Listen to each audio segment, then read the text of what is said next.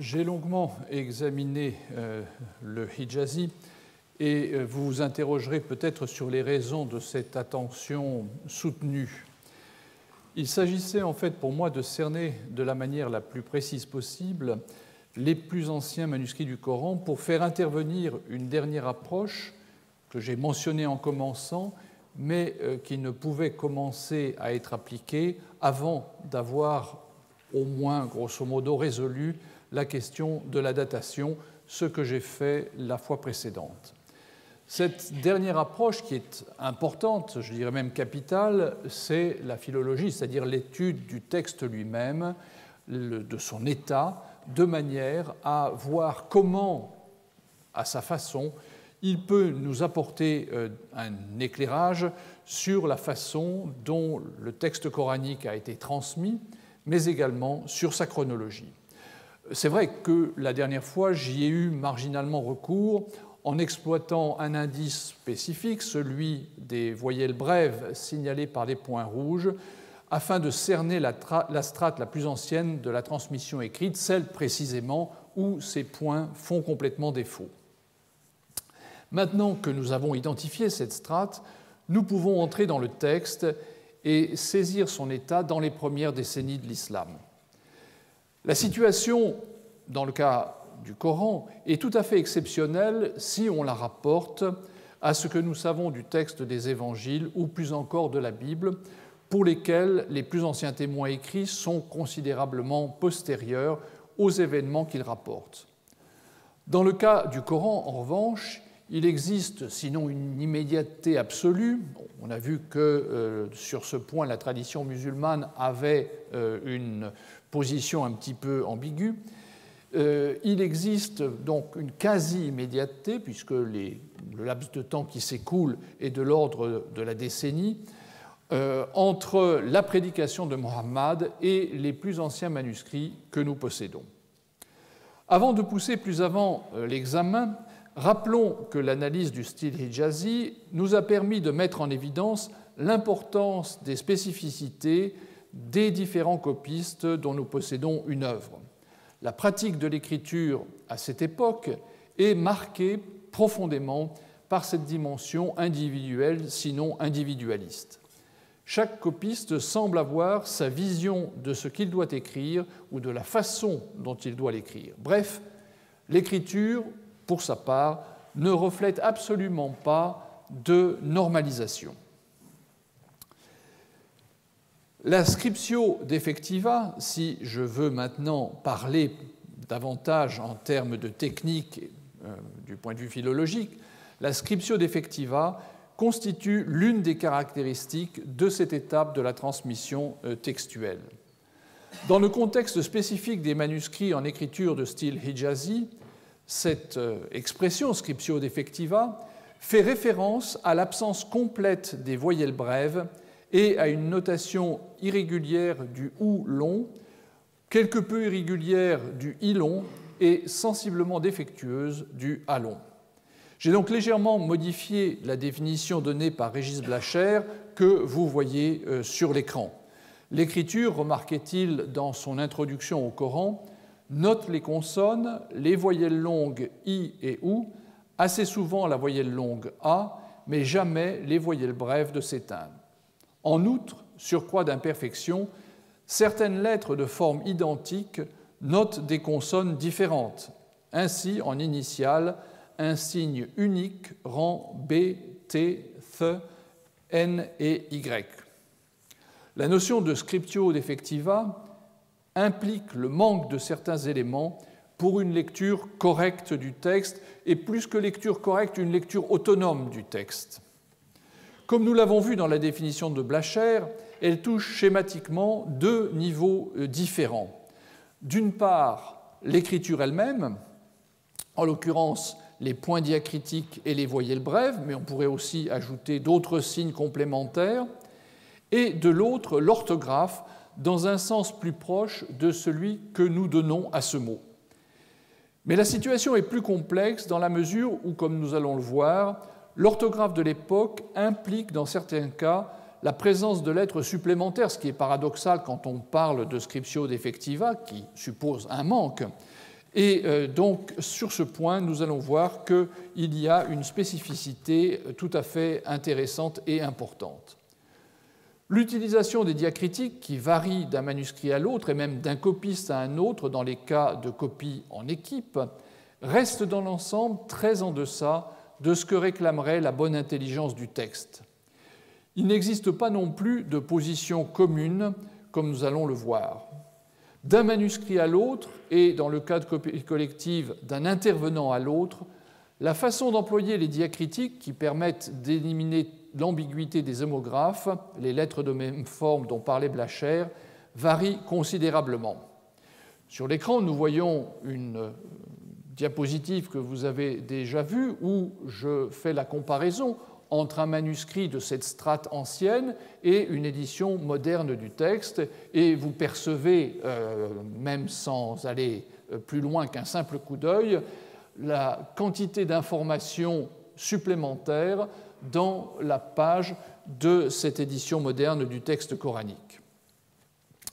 La fréquence de l'utilisation des points diacritiques est difficile à déterminer en raison des différences de taille importantes entre les différents fragments. Et dans le cas du codex à 5 mains que j'ai déjà évoqué, les 5 copistes n'ont pas tous copié la même quantité de texte, ou, pour être plus exact, nous ne possédons que des fragments de la production de chacun.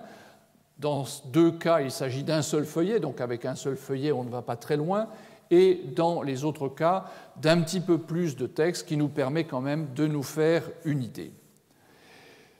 Quand on compare sur un tableau, ce qui est le cas ici, les pratiques des 5 copistes, on relève que seules 2 lettres ne sont jamais ponctuées, le jim et le qaf, et si on se limite aux contributeurs les plus importants, on remarque que la main C ne ponctue que 3 fois une lettre dans les 16 feuillets qu'il a transcrits et qui nous sont parvenus.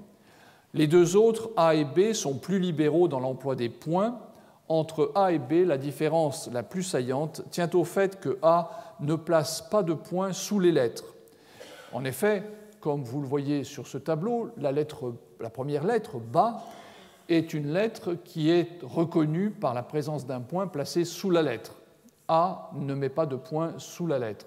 La même chose vaut pour la 4e lettre, le jim, qui est indiqué par un point en dessous. Alors dans ce cas, nous n'avons pas d'exemple dans B, mais en revanche, nous le retrouvons plus loin pour le ya, la dernière lettre. Là aussi, il y a 2 points sous la lettre initiale qui permettent de reconnaître la lettre ya. A ne l'utilise jamais et B l'utilise en revanche. La main B, donc, est plus généreuse de ce point de vue-là en points que A, même si A, qui est le contributeur le plus important, donne l'impression d'utiliser beaucoup ces signes. Et la répartition des points diacritiques sur une page de manuscrit ne paraît pas non plus refléter une décision particulière. Il est en particulier frappant que les ta et les ya, 2 lettres, 2 consonnes très importantes puisqu'elles permettent de distinguer pour les formes verbales les 2e et 3e personnes, soient si rarement indiquées. En outre, un survol du manuscrit permet de reconnaître chez A des moments d'activité plus intenses en matière de ponctuation. À plusieurs reprises, par exemple, sur un feuillet, une ligne concentre pratiquement tous les points, comme si le copiste brusquement se disait « il faut que je ponctue » et commençait à ponctuer, et puis à la ligne suivante, son attention se relâchait. En outre, également, il ponctue très souvent des lettres qui n'ont pas besoin d'être ponctuées dans la mesure où nous les reconnaissons immédiatement. C'est le cas du nun final qui a une forme facilement identifiable. Il n'y a donc pas besoin d'ajouter le point sur la lettre pour savoir que c'est un nun, mais le copiste le fait peut-être justement parce que c'est la lettre finale d'un verbe, par exemple, et que c'est une façon de montrer qu'il a terminé la copie de ce mot. Je laisse de côté la notation des voyelles brèves ou de ces signes complémentaires qu'on appelle orthoépiques, ceux qui permettent de prononcer correctement un certain nombre de formes. À l'époque, il n'y a pas d'outil graphique pour les noter, donc le copiste ne pouvait pas les utiliser. Et c'est là la seule différence avec les points diacritiques, mais elle est de taille, puisque les points diacritiques sont connus, ils sont à la disposition des copistes qui les emploient, comme vous pouvez le voir, et pourtant décident de n'en rien faire. L'orthographe est un autre point révélateur. Comme je l'ai déjà signalé, la notation du A long constitue un point de divergence majeur par rapport à l'orthographe actuelle. Quand on compare une page de l'édition moderne du Coran et le passage correspondant sur un manuscrit, on a une idée de l'évolution qu'a connue le texte depuis le 7e siècle. Alors c'est vrai qu'il faudrait ici, dans cette diapositive, entrer dans le détail et indiquer tous les points où un alif a été ajouté pour distinguer un mot d'un autre. Mais encore une fois, le point que je veux souligner, c'est toute la différence qui existe entre l'état du texte tel qu'il se présentait pour un lecteur au 7e siècle de notre ère et l'état du texte tel qu'il se présente à l'heure actuelle si vous achetez une copie du Coran chez un libraire. Mais comment évaluer, et ça c'est une question importante, comment évaluer de manière relativement précise l'orthographe des différents copistes de manière à savoir s'ils travaillaient de la même façon ou s'ils avaient des points de vue différents? Il existe en effet une grande variété dans la position des copistes vis-à-vis de l'orthographe, comme cela a été d'ailleurs le cas dans l'emploi des points diacritiques, comme cela a été aussi le cas pour l'écriture elle-même, qui finalement reflète des options personnelles. Alors, pour pouvoir procéder à ces comparaisons et le faire sur des bases concrètes, éventuellement chiffrables, la solution la plus simple était de sélectionner des mots témoins reflétant des situations différentes, mais suffisamment courants, ces mots, pour que la probabilité de les rencontrer assez souvent dans le texte soit suffisante pour permettre de couvrir toute la production dont nous disposons. C'est ainsi que 5 termes ont été retenus qui permettent de faire une sorte de mesure. Alors bien sûr, ça n'est pas extrêmement fiable puisqu'ils ne sont pas toujours présents sur tous les fragments, mais du moins de mesurer d'une manière générale le degré d'archaïsme ou le degré de modernité d'une copie coranique ancienne. Il faut toutefois souligner, et c'est un point important, j'y reviens, qu'il ne faut pas s'attendre à ce qu'il y ait une sorte de progression régulière et continue. Les progrès se font suivant des règles qui nous échappent, mais qui ne sont pas linéaires, jamais. Les indicateurs sont les suivants. 3 représentent stricto sensu la scriptio defectiva. Vous voyez sur une page de manuscrit de ces mots, le verbe qala, la 3e personne du passé du verbe qui signifie dire, qui est un verbe très fréquent dans le texte coranique, et le mot adhab, péché, qui est également relativement fréquent. Et vous voyez qu'entre le mot tel qu'il apparaît sur le manuscrit et la transcription moderne qui est en marge, il y a une différence qui tient à la présence d'une lettre qui marque le A long, le alif qui est ici, donc c'est cette lettre-là, et ici elle est là. Vous voyez que dans le texte du manuscrit, elle n'apparaît pas, et la forme qui apparaît dans le manuscrit, en fait, ressemble à celle qui se trouve en bas, ici, et qui est l'impératif, c'est-à-dire que ça n'a rien à voir du point de vue du sens. Ici, nous avons quelque chose qui veut dire « il a dit », et là, nous avons un impératif « dit ». Donc, le texte n'est pas le même, et si on lit mal, bien sûr, on se fourvoie. Dans le cas de adhab, l'enjeu est moins grand dans la mesure où les possibilités d'erreur sont moindres. Un autre exemple avec les mêmes verbes, cette fois-ci, nous avons la forme du pluriel du passé du verbe kala, et vous voyez que l'alif, qui est présent dans la marge, dans la transcription moderne, est absent ici. Donc, il y a de toute évidence sur ce point une divergence entre la pratique initiale et celle que nous connaissons plus tard. Un autre mot très intéressant, je ne vais pas les énumérer tous, c'est simplement pour vous montrer leur apparence, le mot shay, une chose. Ici, dans sa graphie moderne, il n'y a pas de lettre après la première, celle qui est marquée par ces 3 indentations surmontées de 3 points. On retrouve les 3 indentations les 3 points manquent, puisque, comme je le disais tout à l'heure, les diacritiques ne sont que très rarement utilisés sur les manuscrits à cette époque, mais surtout, ce qui est important, c'est que nous avons ici un alif avant le ya final que vous retrouvez à cet endroit. Eh bien, ceci, c'est l'orthographe ancienne qui, vous le voyez, dans ce cas-là, n'est pas défectif, puisqu'il y a au contraire un élément supplémentaire.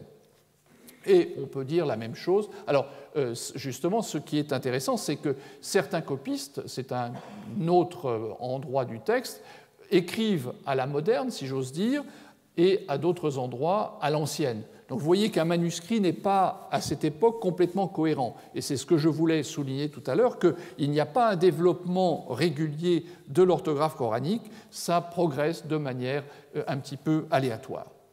Un dernier exemple, vous retrouvez en haut le mot que nous avons vu tout à l'heure, adab, mais cette fois-ci, toujours dans le même manuscrit, le copiste qui a copié ce feuillet, lui, l'écrit, si j'ose dire, de manière moderne, avec l'alif que vous trouvez dans la transcription en marge, ce qui n'était pas le cas initialement.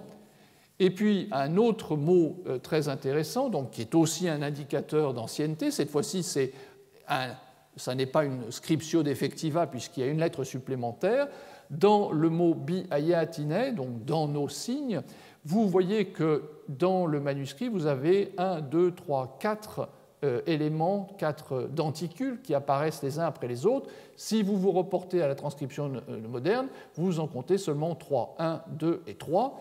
C'est-à-dire que l'évolution de l'orthographe coranique a, dans ce cas encore, comme pour Shai, fait disparaître une lettre. Donc, scriptio defectiva, c'est une façon de l'appeler, mais dans certains cas, cette scriptio defectiva contient des éléments supplémentaires. Une évaluation donc basée sur l'examen de ces 5 témoins, ces 5 indices, et appliquée au manuscrit à 5 mains dont j'ai déjà parlé, le Codex Parisino-Petropolitanus, fait apparaître qu'au sein de ce petit groupe en style hijazi, l'orthographe de Ka'ala n'évolue pas sensiblement, bien que la 3e personne du pluriel ait tendance à être écrite de manière plus fréquente en scriptio plena, c'est-à-dire avec l'alif qui faisait défaut initialement. Et comme je le soulignais, la réforme ne progresse pas de manière cohérente et on peut trouver à quelques lignes d'intervalle, et ça aussi c'est quelque chose d'extrêmement curieux pour nous quand nous regardons ce matériel, à quelques lignes d'intervalle, nous pouvons rencontrer le même verbe écrit à l'ancienne, puis de façon moderne, ce qui est surprenant. L'évolution du mot adab, que je vous ai montré en haut, ici, l'évolution du mot adab suit une autre voie et complètement différente de celle du verbe kala. Très rapidement, il a son alif supplémentaire, il est écrit à la moderne et passe à une autre phase. Même chose pour Shai, c'est un mot très curieux. Très souvent, dans les manuscrits les plus grands, on a l'impression que l'orthographe ancienne se maintient, alors que dans les manuscrits plus petits, on a une orthographe moderne dans le sens où le alif est absent, alors que les deux sont contemporaines. Mais on peut penser que dans ce cas, les copies de grand format étaient des copies de mosquée et les copies plus petites étaient des copies à usage privé et que, du coup, les copistes et les commanditaires avaient une approche un petit peu différente. Ces tendances se confirment dans les manuscrits du groupe. Si nous prenons le fragment arabe 328c, le fameux Coran de Birmingham est un morceau de ce même manuscrit, nous constatons, et c'est la raison pour laquelle j'avais exprimé des réserves en 2009 sur la date de ce manuscrit, nous rencontrons le verbe ka'ala, ici à la 3e personne du pluriel, 2 fois écrit avec son alif, donc de manière moderne, et la 3e personne du singulier, ka'ala, également de manière moderne. Ce qui veut dire que, vraisemblablement, c'est un manuscrit relativement évolué. Là encore, il faut être prudent parce que ça n'est pas une indication définitive en matière de date, mais c'est quelque chose qui laisse à penser que ce manuscrit n'est pas forcément parmi les plus anciens. D'autres manuscrits de ce même groupe nous montrent un petit peu la même situation, c'est-à-dire une hésitation entre la scriptio plena et la scriptio defectiva, selon des proportions qui restent à préciser.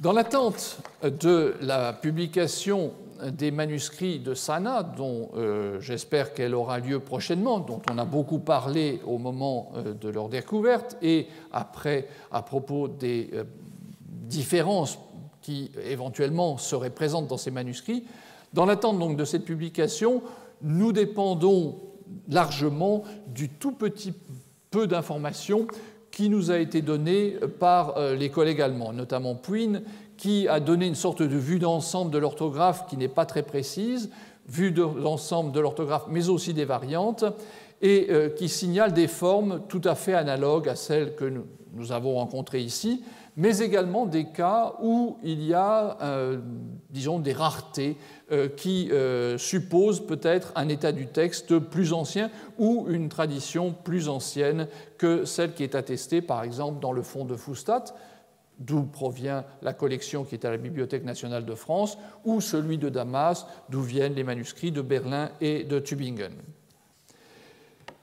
D'une manière générale, ce que nous trouvons dans les manuscrits, c'est finalement quelque chose qui est assez proche de ce que nous décrit la tradition musulmane qui, comme nous l'avons vu, associe à cette réforme le nom de Obaïdallah ibn Ziyad, qui servit le calife Abd al-Malik et mourut en 686.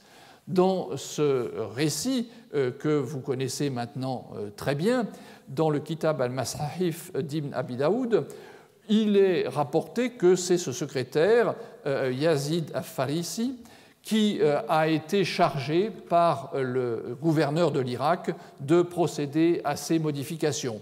C'est intéressant bien sûr pour nous, puisque comme il est mort, comme Ubaïdallah est mort en 686, ça voudrait dire que les manuscrits défectueux sont antérieurs à cette date, ceux qui sont avec l'orthographe moderne étant postérieurs.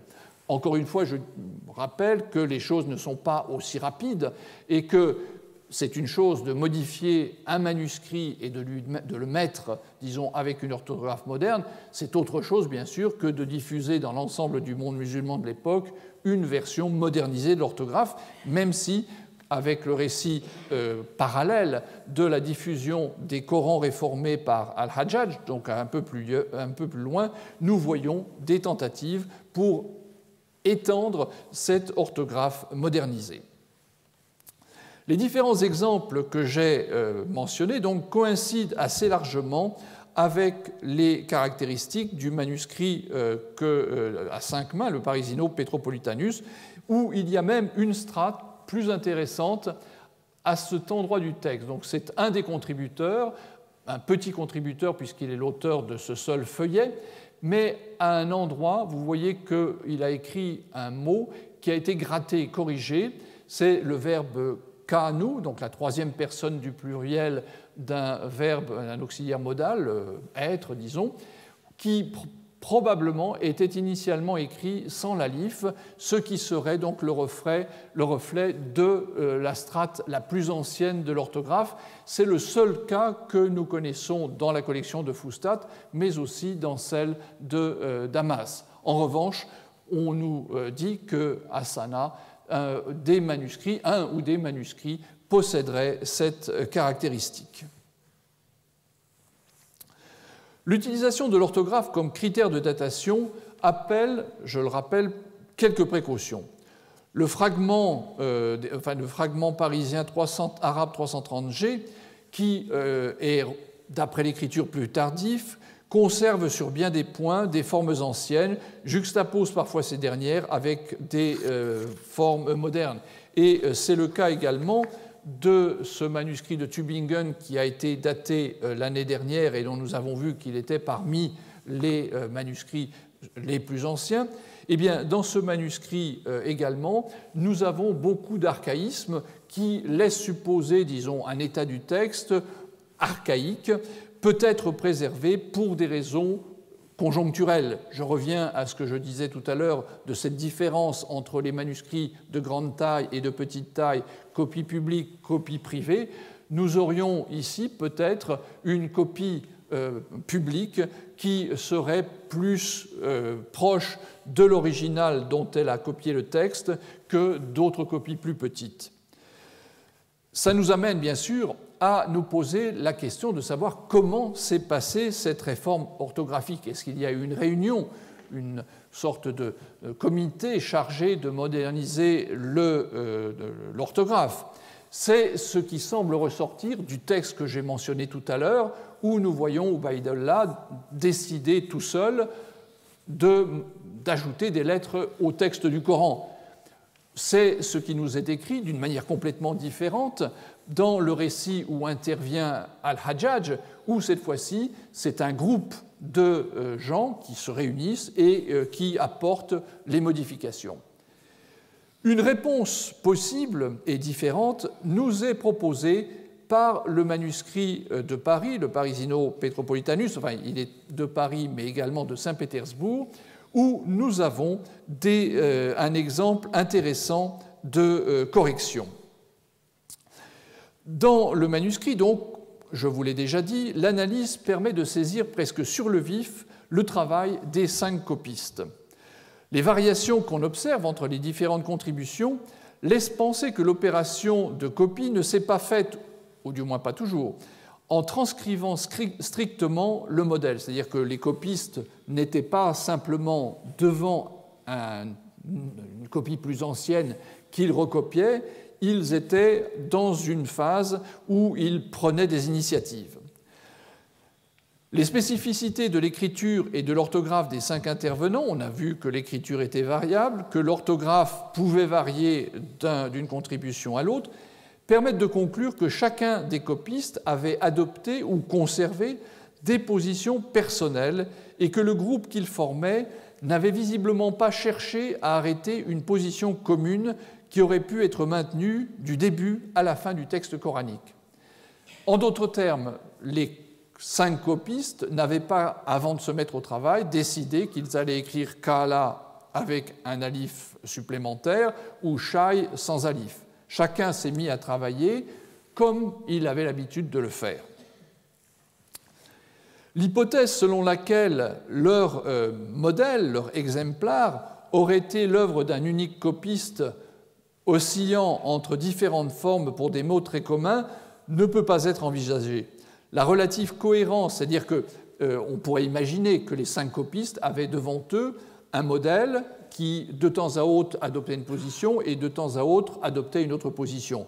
Mais bien sûr, ça aboutit à une situation trop incohérente. Donc on peut l'écarter puisque les particularités orthographiques de chacun des copistes impliquerait par exemple que les copistes aient lu le texte et dit « Ah, ça c'est une phase archaïque, je m'en charge. Ça c'est une phase moderniste, c'est toi qui t'en charges. » Ils auraient en quelque sorte analysé le texte pour le recopier fidèlement.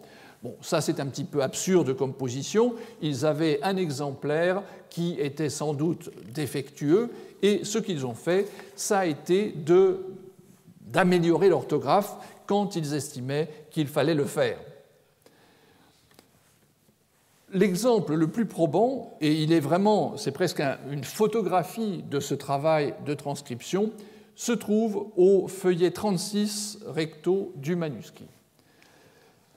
Ce feuillet donc va nous permettre de saisir pratiquement sur le vif la façon dont travaillaient les copistes du 7e siècle, du début de la deuxième moitié du 7e siècle. Vous voyez donc que j'ai indiqué avec des flèches un certain nombre de mots et j'ai souligné un 4e élément. Regardons ce qui s'est passé. Donc, le copiste, qui est le même, a d'abord copié à 4 reprises une forme verbale indiquée par une flèche qui est la 3e personne du pluriel de l'apocopée du verbe ra'a, qui veut dire voir, et il l'a fait, vous voyez, sans l'alif final. Le verbe est là, et vous voyez qu'il a rajouté un alif dans les 3 cas en essayant de le glisser plus ou moins bien entre les lettres. Donc il a copié initialement le texte en omettant cet élément, et puis il est arrivé à cette ligne où il y a une autre forme du même verbe, cette fois-ci la troisième personne du pluriel du passé du verbe, c'est-à-dire « ils ont vu ». Et à ce moment-là, il a dû se rendre compte qu'il avait oublié cet élément, qu'il a ajouté comme il le fallait. Il s'est rendu compte donc qu'il avait copié ce verbe et qu'il l'avait copié de manière exacte sans l'alif finale. L'alif que vous voyez là vient avec ce qui suit. Parce qu'à cette époque, de manière extrêmement curieuse, et c'est aussi une des particularités de l'orthographe ancienne, pour les verbes qui se terminent par une semi-consonne, à la troisième personne du pluriel, il n'y a pas d'alif final. Si vous écrivez à cette époque Kalu, ils ont dit, vous écrivez le wao de la terminaison et un alif. Mais si vous écrivez Raou, ils ont vu, alors là, non, on ne met pas d'alif. Et donc, le copiste devait être instruit dans l'idée que l'apocopée, donc une forme différente du point de vue du mode, devait être écrit avec l'alif. Donc ici, il s'est rendu compte que ça ressemblait trop à son verbe et il est allé ajouter donc les 3 alifs supplémentaires. Donc c'est probablement comme cela que les copistes travaillaient, c'est-à-dire qu'ils se trouvaient face à des situations et ils devaient réagir. Ils devaient réagir en fonction de leur connaissance et quand ils avaient l'esprit ailleurs, eh bien, tout simplement, ils restaient sur l'orthographe ancienne. L'examen de l'ensemble du manuscrit et de la façon dont chacun des intervenants a procédé fait pencher en faveur d'une décision personnelle, c'est-à-dire qu'il n'y avait pas, le copiste n'avait pas sous les yeux une sorte de petit mémorandum, il faut faire ceci, il faut rajouter un alif ici, il faut faire une modification sur ce point. Il réagissait en fonction de ses propres connaissances pour améliorer l'orthographe initiale du manuscrit. Ainsi, partant d'un exemplaire en scriptio defectiva probablement plus défectueuse que ce que nous voyons sur l'écran, les copistes ont apporté les améliorations qu'ils jugeaient nécessaires, chacun selon ses vues ou ses connaissances. Pas plus que pour l'écriture, il n'existe dans ce manuscrit un standard commun en matière d'orthographe. En revanche, le seul élément sur lequel ils sont tous d'accord, c'est la mise en page et cette absence de marge qui reste une des caractéristiques du manuscrit. Vous voyez qu'ici, c'est la marge extérieure et que les mots commencent absolument au contact de la marge. Et la perte de parchemin a été très limitée, ça nous le savons, pour d'autres feuillets. L'hypothèse d'une copie réalisée dans un contexte officiel où des consignes précises auraient été imposées aux copistes paraît peu vraisemblable dans ces conditions. Cela nous ramène de nouveau, comme vous le voyez, à une époque où le contrôle sur le texte n'est pas encore en place et où l'initiative personnelle joue encore un rôle important. Encore une fois, ce faisceau d'indices laisse apercevoir une attitude de relative flexibilité vis-à-vis du texte coranique.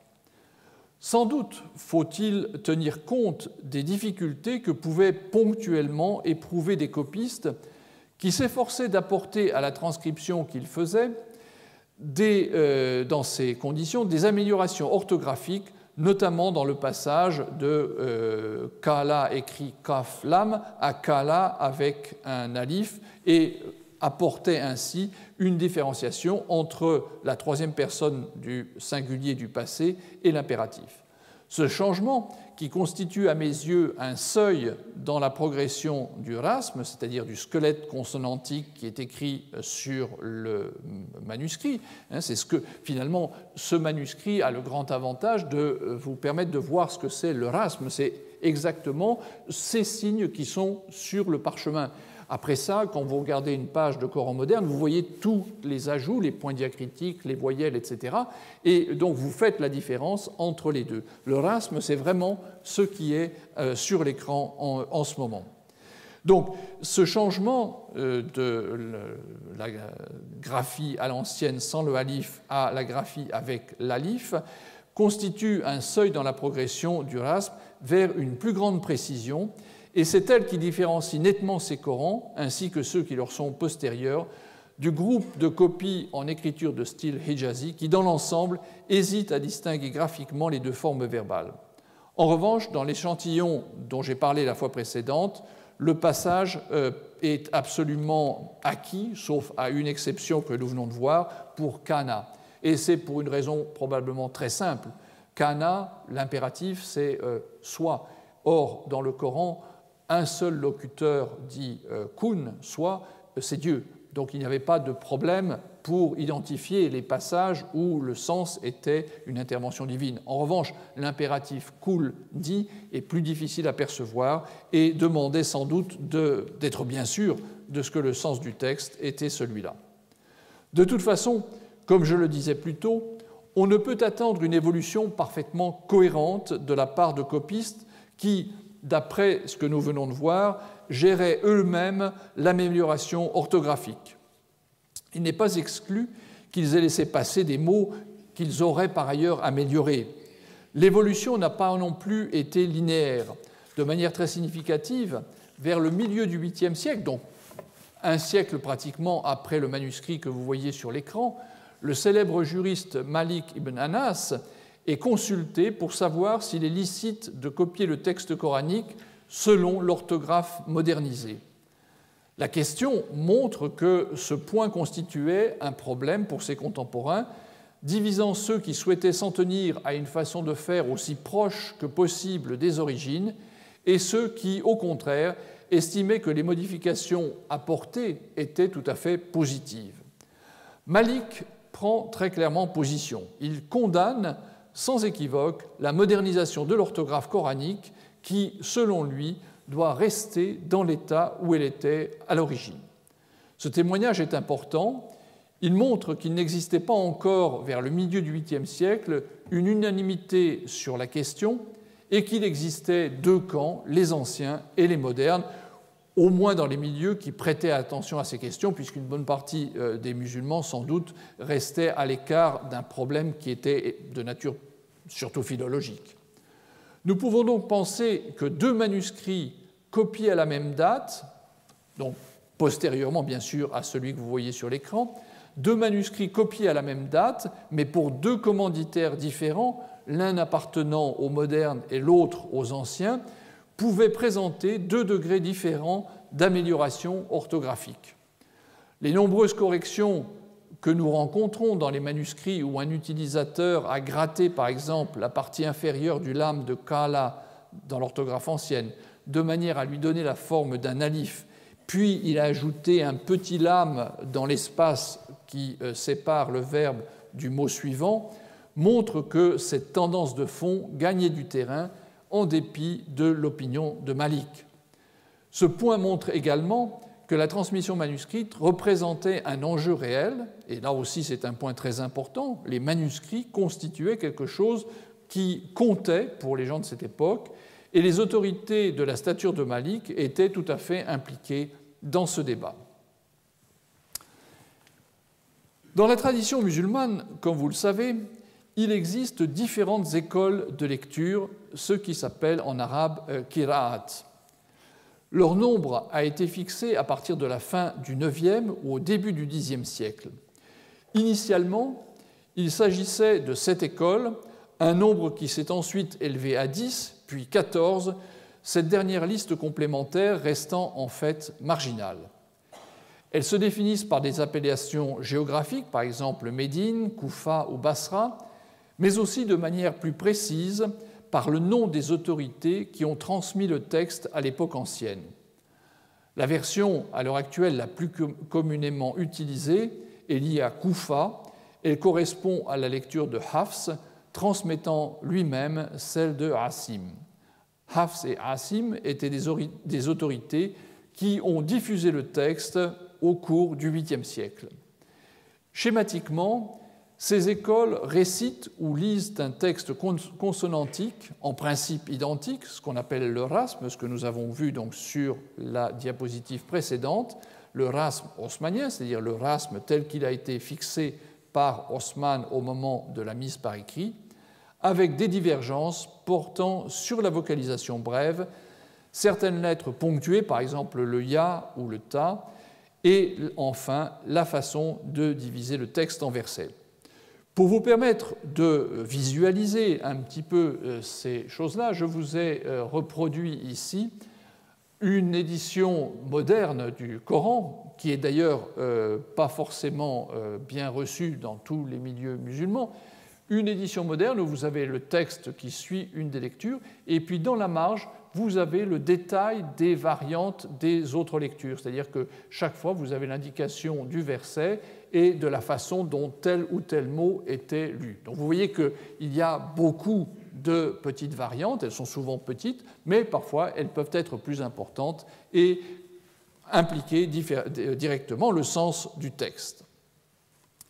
Mais comme je le disais, dans ces systèmes, les divisions de versets constituent un point de variation, et ce, dès l'époque ancienne.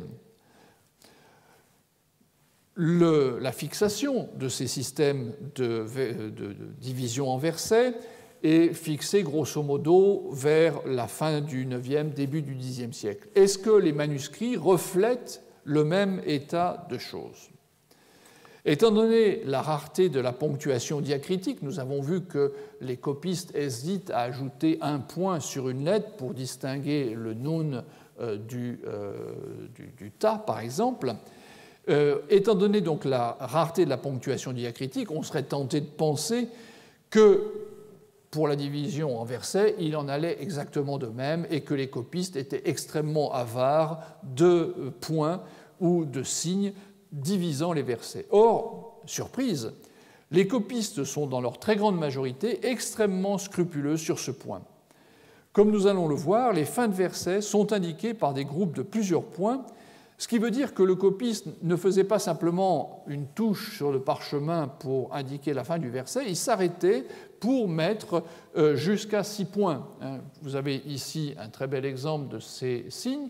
Donc vous voyez, vous avez 2 rangées de 3 points ou 3 rangées de 2 points verticaux, comme vous voudrez, mais c'est quelque chose qui demandait de s'arrêter au cours du travail de transcription. Donc c'était quelque chose qui n'était pas rapide. En revanche, mettre un point sur une de ces lettres aurait été beaucoup plus rapide. Donc il y avait visiblement un enjeu réel et il souhaitait marquer donc, les fins de versets.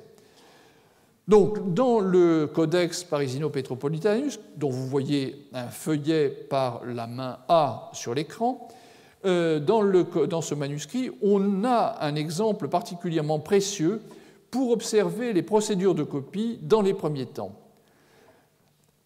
Les séparations varient selon les copistes et dans la forme qu'elles prennent, et montre une sorte de signature, c'est-à-dire que vous avez le copiste qui fait ces divisions de versets de cette manière, vous en avez un autre qui le fait verticalement, un troisième qui fait simplement une rangée. Bref, on a l'impression que c'est un élément de personnalisation de chacune des contributions. On distingue ainsi donc très nettement celles de la main A qui sont horizontales, de celles de B qui sont verticales, de C, etc. Dans plusieurs copies, et dans plusieurs éléments de ce manuscrit et dans plusieurs copies, ce qui est très intéressant, c'est que nous avons une fin de verset à la fin de la formule initiale des sourates, la basmala. C'est-à-dire que pour certains copistes, c'est un verset, alors que d'autres copistes, dans le même manuscrit, considèrent que ça n'est pas un verset, et donc il n'y a pas de point, et ils viennent un peu plus tard. Et vous observez ici une autre main de mon manuscrit, la main C, et vous voyez que lui a une autre façon de ponctuer les versets avec 4 points. Donc il y a un élément très personnel dans la façon de faire. Il y a donc à l'intérieur du manuscrit, à la même époque, une divergence dans le manuscrit et dans le même endroit. Ce n'est pas qu'il s'agit de 2 manuscrits, l'un copié à Koufa et l'autre à l'autre extrémité du monde musulman. C'est un manuscrit qui est fabriqué au même endroit, au même moment, et où les copistes ont des opinions qui divergent. Certains disent la basmala est un verset, je mets des points.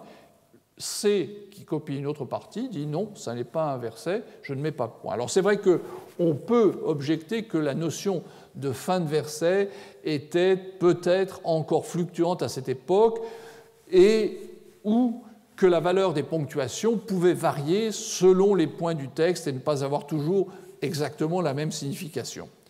On peut faire valoir que la césure indiquée après la basmala est le souvenir de ce que nous dit d'ailleurs la tradition, qu'il s'agit d'un ajout dans le texte apporté aux sourates au cours de la mise en forme finale. La division en versets, à la différence de l'indication des dizaines, était probablement admise très tôt dans les Corans par les autorités religieuses. Elle est en tout cas généralement indiquée avec beaucoup de soin par les copistes des manuscrits que nous examinons en ce moment, à telle enseigne qu'il leur arrive parfois de placer une fin de verset en début de ligne. C'est-à-dire, là je n'en ai pas un exemple sur cette diapositive, mais si vous voulez, le copiste, admettons, serait arrivé à la fin de son verset à cet endroit, aurait mis en début de ligne la ponctuation de fin de verset. Donc c'était un élément qui comptait.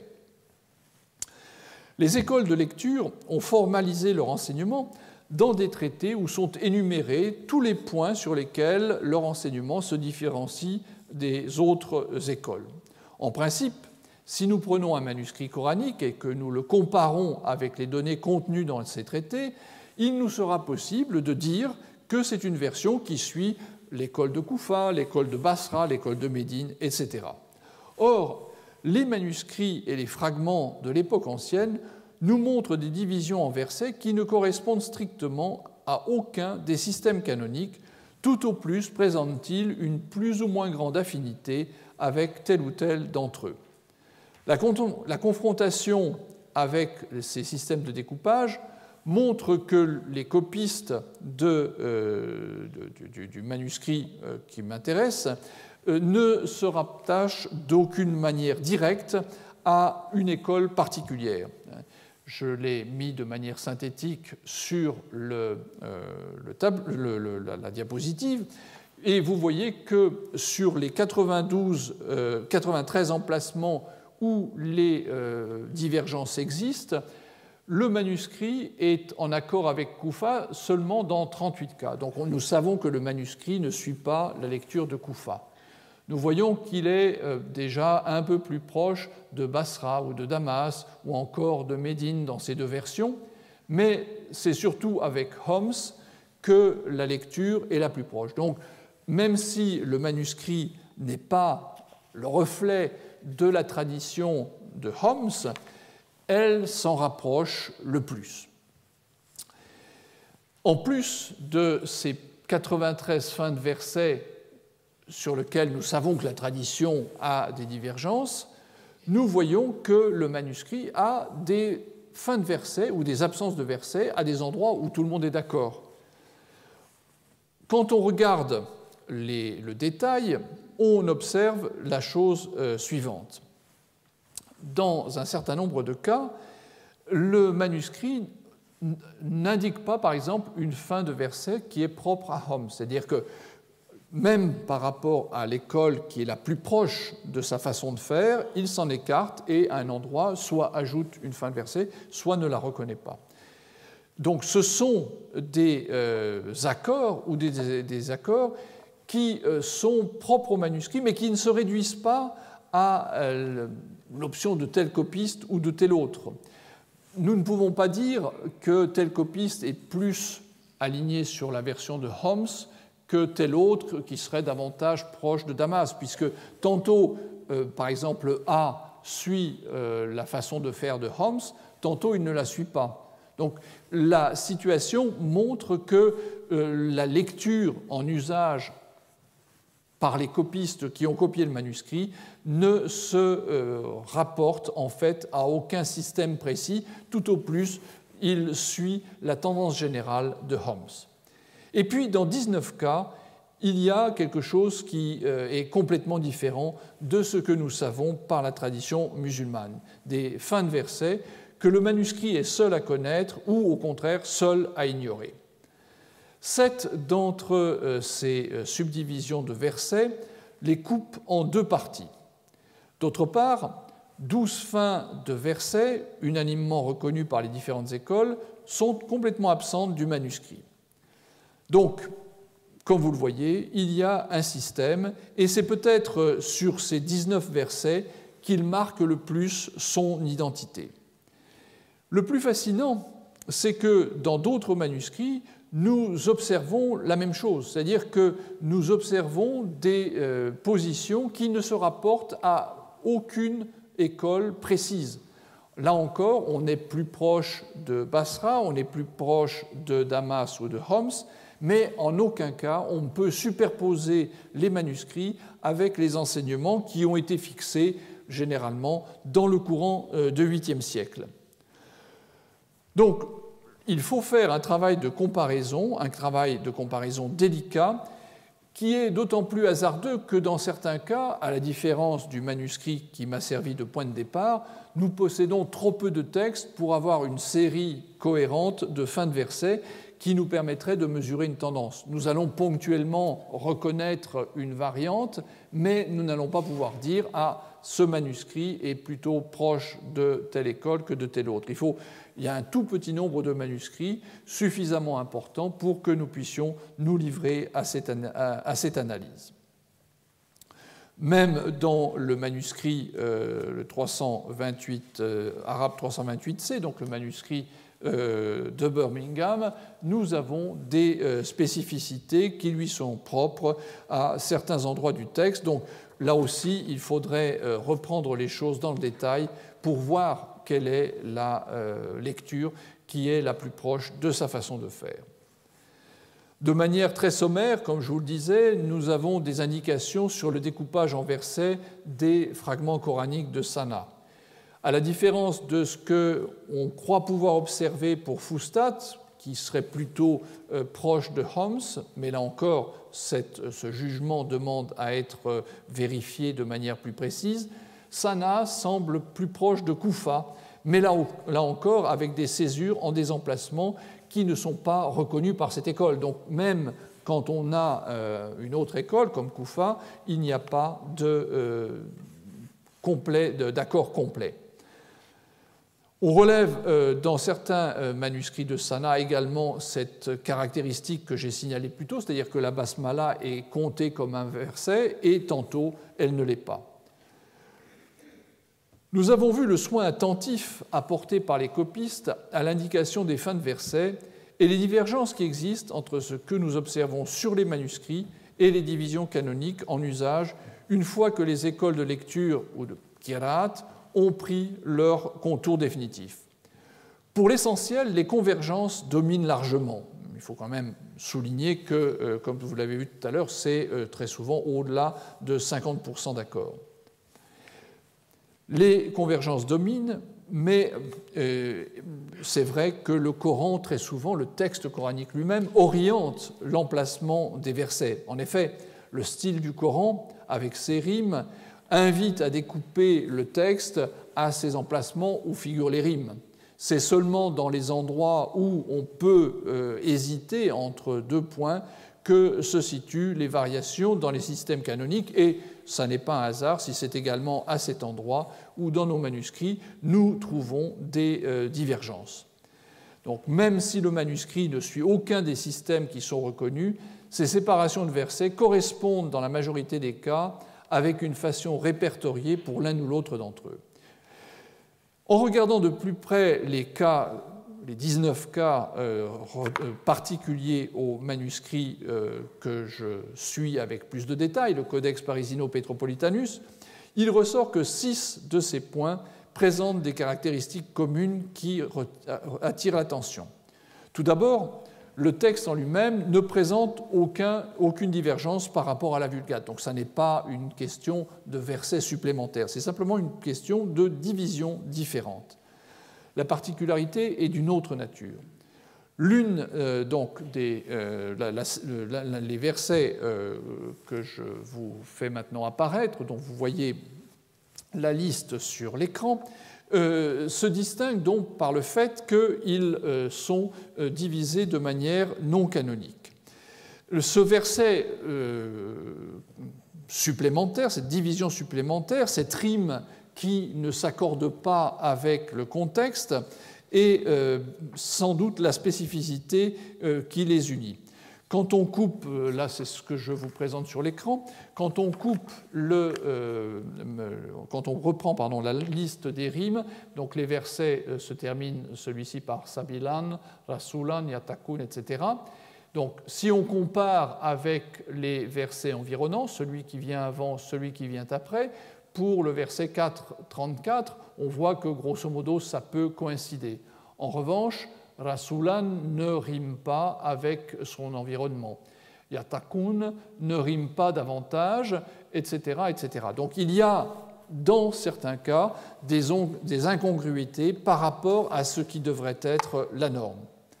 En revanche, si nous prenons le petit verset qui est après la césure introduite par le manuscrit, nous nous rendons compte que le plus souvent, la rime réapparaît, comme si cet élément, qui correspond donc à cette série de versets, ici il manque un alif qui a disparu au cours de l'opération, comme si ces petits éléments qui figurent sur l'écran avaient pour spécificité d'apporter une rime qui manquait à un verset intégré dans un contexte différent.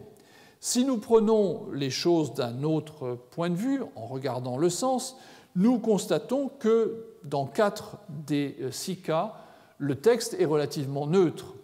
Ces 3 premiers, par exemple, sont des expressions qui pourraient se trouver n'importe où dans le Coran, de même que le petit verset qui figure dans 14-27, qui sont donc des expressions toutes faites qu'on rencontre à plusieurs reprises dans le Coran.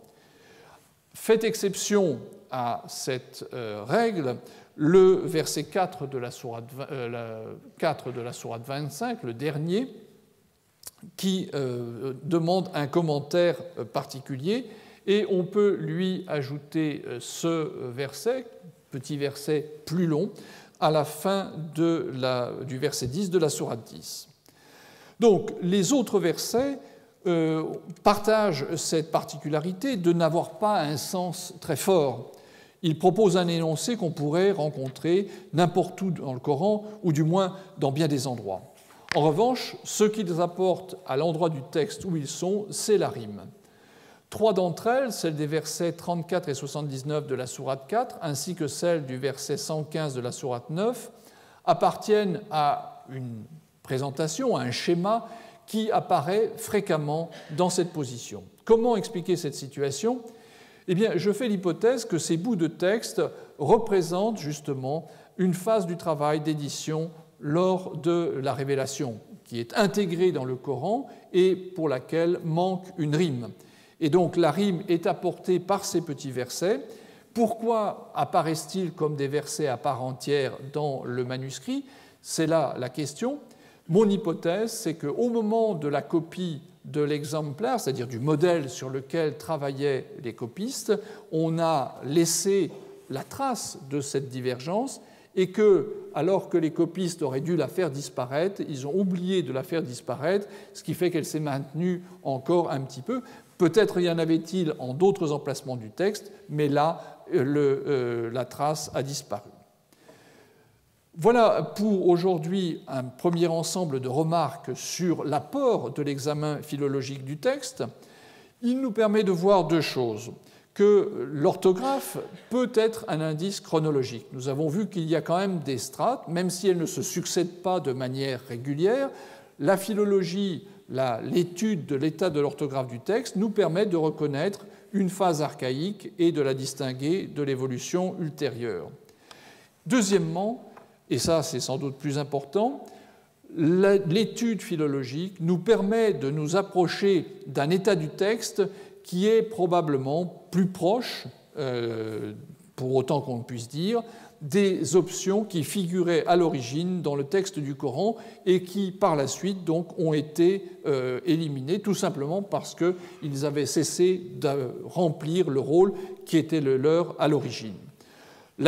Bien sûr, La scriptio defectiva ne permet pas d'aller beaucoup plus loin. Vous voyez que nous sommes obligés de rester dans une, disons, dans une approche presque extérieure du système des qira'at, faute de points diacritiques et de vocalisation brève, mais c'est déjà une première façon pour nous de percevoir les spécificités du texte coranique et ses variations par rapport à l'état que nous lui connaissons à une date ultérieure.